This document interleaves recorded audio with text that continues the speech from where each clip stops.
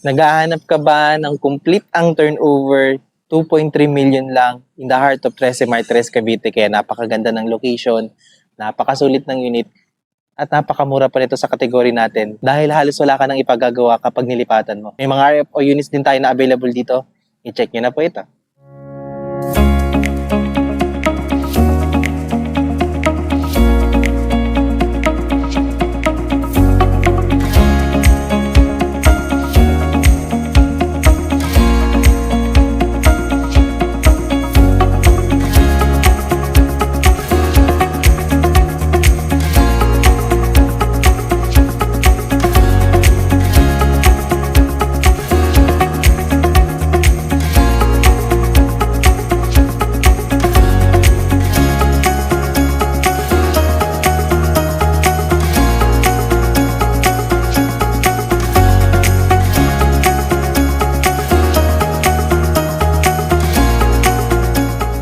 Good day mga ka-Your Homes. Nandito po tayo ngayon sa Barangay Osorio, Trece Martires, Cavite. And for today's house tour, i-feature po natin ang project po natin na si Beyond Homes. Ang mga unit po na itatayo natin dito ay ang mga townhouse na nasa likod ko with complete turnover po na 2.3 million lamang po ang presyo. Pero bago po natin simulan ng ating house tour, first, please make sure to subscribe sa aming YouTube channel. And i-click nyo na rin po ang notification bell para whenever na mag-upload po kami ng panibagong mga YouTube house tours, maging updated po kayo dito at kayo po yung unang mga makakakita. Kaya po ay nasa Facebook at TikTok. So please click like and follow. Again, ako po si Carlo Felices together with my wife sa likod po ng camera. And welcome po kayo to another Your Homes house tour. Ang project po natin again na si Beyond Homes ay located po sa Barangay Osorio, Trece Martires, Cavite. Kaya napakaganda po ng location because isang tricycle mo lang po, nasa Governor's Drive ka na. Pagpakanan nyo po dyan, papunta na po yan ng city proper po natin ng Trece, which is nandun na po yung mga establishments na kailangan natin sa pang-araw-araw. Schools, hospitals, palengke, may SM po dyan, may Walter. So ayan po yung mga establishments na mga malalapit na po dito mismo sa area. Tayo po ay nasa Trece lamang, kaya napakaganda po ng location ng project po na ito. At the same time, so makikita nyo rin po sa camera na yung project po natin ay small community lamang.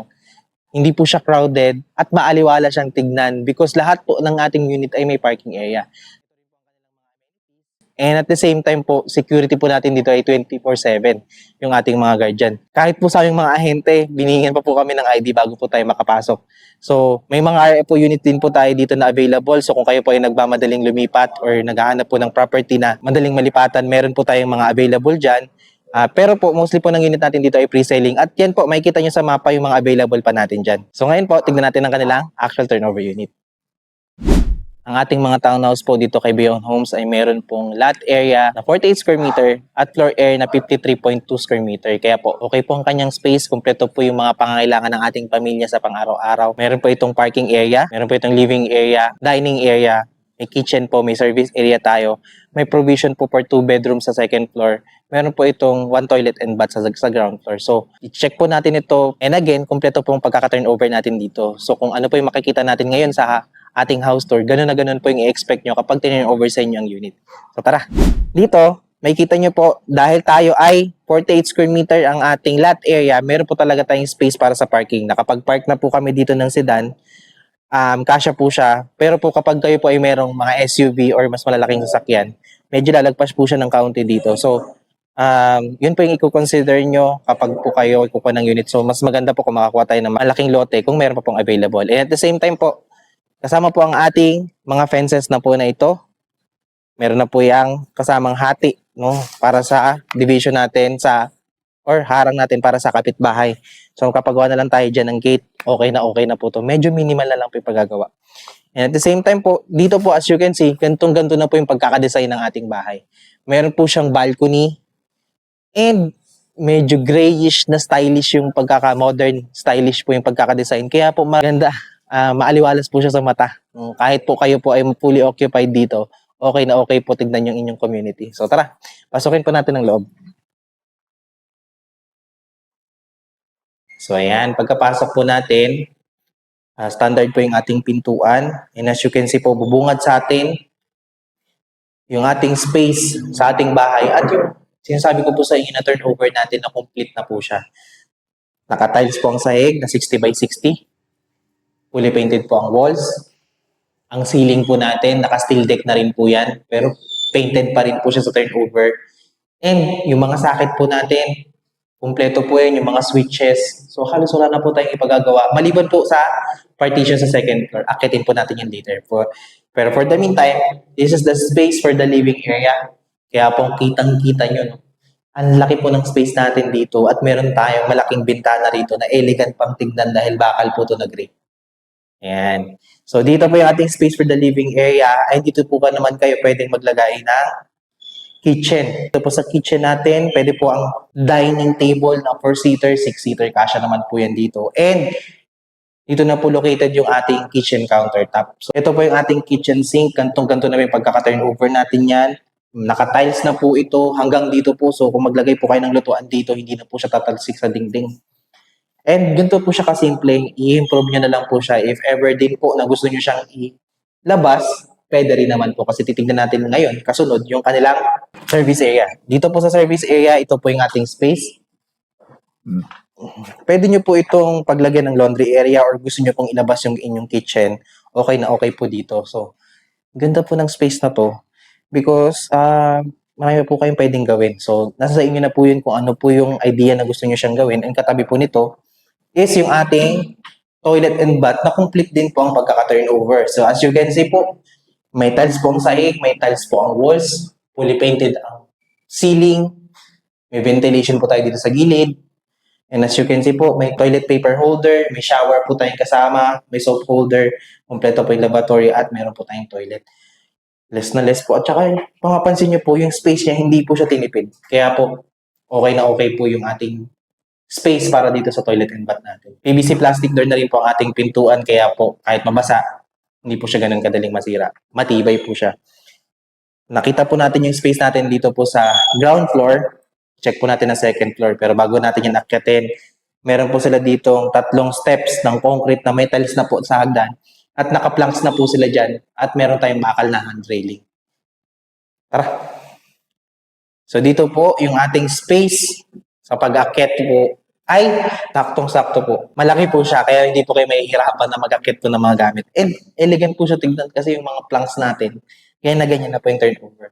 Pag-akyat po natin, bubungad sa atin ng space natin na provision for 2 bedroom. Dito, as you can see po, may bintana tayo dito sa likod. Kaya po kung isa pong bedroom po natin, yan po, meron siyang pasukan po ng hangin at saka ng liwanag. Ito po yung pwede nating first bedroom. Dito naman po yung pwedeng pangalawa or dito natin pwedeng ilagay yung ating master's bedroom. So again, yan po kasi yung kagandahan po ng Beyond Homes natin. Kumpleto po yung pagkaka-turnover. Partition na lang po ang kulang dito sa second floor kasi nakatiles na, fully painted ang walls at ceiling. Kumpleto po yung mga saksakan, lagayan ng ilaw, hindi na po nakasabit yung mga wire, talagang maglalagay na lang po kayo, minimal. And then, makapansin nyo po dito, spacious pa rin po yung space niya. At ma-maximize nyo po, kung gusto nyo po siyang gawing 2 bedroom or 1 bedroom, okay naman din po siya. Dito po, access po natin ito para sa ating balcony. And as you can see sa ating balcony, ito po yung ibang gusto po ng mga client na meron kang hingahan or pwede ka pong tumambay para mag-relax. So pwede po kayo maglagay ng coffee table dito at mag-relax sa araw, no? Kasi ang ganda po ng simoy ng hangin pagdating po sa balcony. At the same time, nakikita nyo po yung inyong community. So as you can see po, ito po yung ating space at nakita po natin yung actual turnover natin dito po sa Beyond Homes, yung mga townhouses natin na complete ang turnover. Pag-usapan po natin ng presyo. Tara! So ayan mga ka-Your Homes, I'm sorry to say na kailangan natin i-re-upload yung ating house tour dito po kay Beyond Homes last March 2026 because nagkaroon po tayo ng problema sa copyright sa music po na ginamit namin dito po sa house tour natin na ito. But anyway, it's a good thing din kasi nagkaroon po tayo ng updated na computation dito po sa mga unit natin. Mas bumaba na po yung kanyang down payment sa Pag-ibig. So ibibigay ko po sa inyo yung updated na computation natin. As of now, April 2026, sa mga unit natin na merong typical lot area na 48 square meter at floor area na 53.20 square meter. Ang ating total contract price po dyan ay 2,300,000 pesos pa rin po. Meron tayong reservation fee na 20,000. Sa pag-ibig po natin, ito na yung binabanggit ko na mas bumaba pa yung kanyang equity or down payment kasi naging 259,000 na lang po siya. Sa bank financing naman po natin, 228,000. Dati po kasi ay nasa 450,000 something yung ating down payment, which is merong 38,000 per month for 12 months yung ating down payment dito. So ngayon po sa pag-ibig financing natin, naging 259,000 na lamang siya. Payable po ito ng 12 months. So ang magiging monthly down payment po natin sa pag-ibig ay magiging 21,583 pesos at sa bank financing naman po ay 19,000 pesos. Ang magiging loanable amount naman po natin kay pag-ibig ay 2,021,000, kay bank financing 2,052,000. So makikita po natin dito yung magiging monthly nila, malaki rin po yung difference kasi mas mura po talaga kay pag-ibig. For 30 years, kay pag-ibig po magiging 13,186 pesos. Kay bank naman po available ito for 25 years which is 15,837 pesos. Ang required income po natin kay pag-ibig ay 38,676 pesos. Kay bank naman po ay 52,792 pesos. So in case po, again, na meron po kayong further inquiries regarding po sa computation natin, kung di po kayo pasok sa required income natin, pwede rin po ang co-borrower dito. Kay pag-ibig, hindi po sila ganun kahigpit. Kay bank po at least first degree. Pag-usapan po natin yan at i-assist ko po kayo. Kung gusto nyo po magpa-free tripping sa amin, you can contact us sa number po na makikita nyo sa screen. Kaya kung ikaw ay naghahanap ng property na complete ang turnover, medyo affordable pa, located sa 13 Martires, Cavite, i-check nyo na po ito. Hindi pa po kayo nakasubscribe sa aming YouTube channel, please like, share, and subscribe na rin po para maging updated kayo sa aming mga postings at i-feature na bahay na kagaya po nito. Meron din po kaming update sa project po na ito, so tingnan nyo na rin po yan. Again, maraming salamat po sa panonood at magandang araw.